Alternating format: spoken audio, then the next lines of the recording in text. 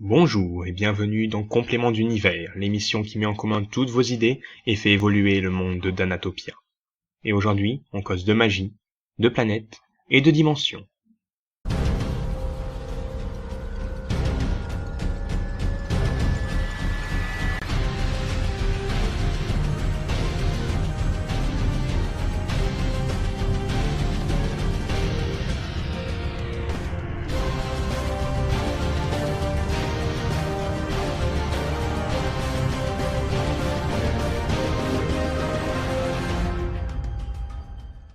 Et on commence tout de suite avec notre premier commentaire.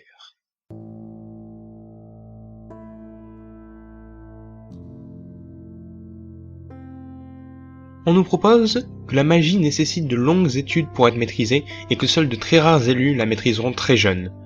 On les appellera les élus. C'est pas très original, mais c'est pas censé l'être. En tout cas, c'est une bonne idée, car c'est exactement comme ça que ça se passe dans le monde réel. Certaines personnes naissent surdouées et seront très bons à l'école, et d'autres auront beaucoup plus de mal. Faire des liens entre Danatopia et le vrai monde, c'est vraiment intéressant, ça rend l'univers plus réaliste. On a aussi une autre idée proposée avec la gardienne, mais on en parlera dans la partie sur les divinités. Allez, un autre commentaire.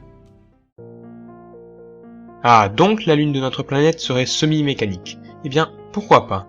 Mais seulement sur sa face cachée, et donc les habitants ne s'en apercevront que quand ils auront la technologie nécessaire pour y accéder. Reste à savoir qui a installé cette mécanique. Et le courant du Oise serait opposé à un autre courant qui lui serait mauvais. Alors, le mal, le bien, ça fait trop manichéen. On va dire que ce courant opposé vient juste d'une autre dimension. Appelons-le le courant du Zao. Il viendrait de la dimension haute. Et voici Charles pour vous donner une idée. Une autre proposition? Alors là, notre planète serait en forme de donuts, avec une bulle d'eau au centre qui approvisionnerait le monde entier. Et je trouve que c'est une très bonne idée, ça apporte une touche d'originalité à notre monde, et ça c'est cool.